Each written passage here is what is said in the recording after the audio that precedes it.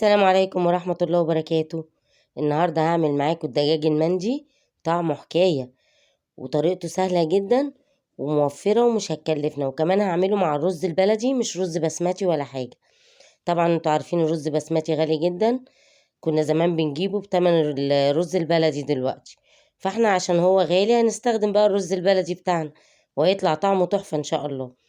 لو عجبكم الفيديو لايك وشير كتير واشتراك في قناتي مطبخ شامة حلو وحادق وتفعيل زر الجرس عشان يوصلكوا كل جديد مني، وما تنسونيش بتعليقاتكم الجميلة اللي دايما بتفرحني. المقادير اللي هتكون موجودة معانا في الوصفة النهاردة: بصلة كبيرة مقطعة صغير، وليمونة ناشفة، وكام ورقة لورا، وعود قرفة خشب، و5 أعواد قرنفل، و5 فصوص حبهان مفتوحين. والتوابل: معلقة صغيرة لون زعفران، معلقة ملح، معلقة فلفل اسود، معلقة كاري، معلقة صغيرة كبابة صيني، معلقة بابريكا، ومعلقة كاتشب كبيرة، و3 معالق زيت. هنحط بقى في بولة، هننزل بالتوابل وعليها معلقة الكاتشب وال3 معالق زيت، وهنقلبهم مع بعض كويس. الفرخة هنا انا غسلاها كويس وفتحاها كده من الظهر. هنزل بقى بالخليط ده عليها كده، دهنه كويس قوي، كل حتة في الفرخة كده هدهنها، مش هسيب حتة فيها مش مدهونة زي ما انتوا شايفين كده بالطريقة دي. طبعا هنا لون الزعفران هيدي الفرخة لون جميل قوي، وهو اللون ده موجود عند العطار، بتلاقيه في اي حتة عند اي عطار هتلاقيه، قولوا له انا عايزة لون زعفران على طول هتلاقيه موجود ان شاء الله. بصوا كده بقى، وهتدهني بقى الخليط ده كله كده في الفرخة، هتديها لون جميل جدا. ودي التتبيلة الأصلية للمندي. أنا عارفة إن هو بيتقدم مع الفراخ المندي أو الدجاج المندي بيتقدم معاه رز بسمتي، فطبعا احنا كنا بنشتري الرز بسمتي ده زمان بتمن الرز اللي احنا بنجيبه دلوقتي العادي، فأنا عملته بالرز العادي وكان طعمه تحفة بسم الله ما شاء الله، وطعمه كان حلو جدا.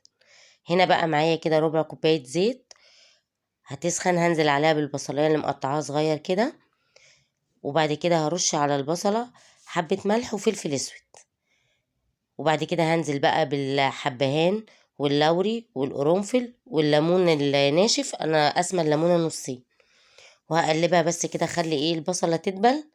بعد كده هنزل عليهم بالفرخه بتاعتي، هحط الفرخه عليهم كده اقعدها في وسطيهم كده بسم الله ما شاء الله، واغطي عليها كده حوالي 10 دقايق، مسام الفرخه بس تتقفل.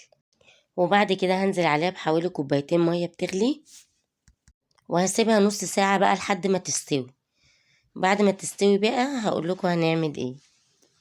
على فكرة انا جربت المندي بكذا طريقة ودي اكتر طريقة عجبتني. بصوا هنا كده بسم الله ما شاء الله هي كده استوت، هشيلها بقى واحطها في الصينية عشان ادخلها الفرن. هكون مولعة الفرن طبعا على درجة حرارة 180. بصوا هنا بقى اللي بقى من الشوربة دي اللي استوت فيها الفرخة، غسلت نص كيلو رز وزودتها حبة مية تاني عشان تغطي الرز، وفي نفس الطاسة برضه هغطي عليها واسيب الرز يستوي.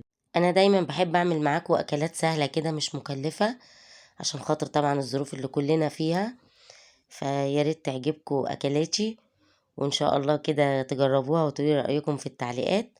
هنا طبعا بقى معايا فحماية كده، عملت ورقة فويل كده زي الطبق ونزلت عليها بمعلقة زيت، وهغطيها واسيبها بقى تاخد ريحة المندي مع الفحم، وبالهنا والشفا.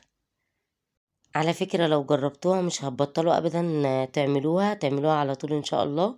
واشوفكم في فيديو جديد على خير، والسلام عليكم ورحمة الله وبركاته.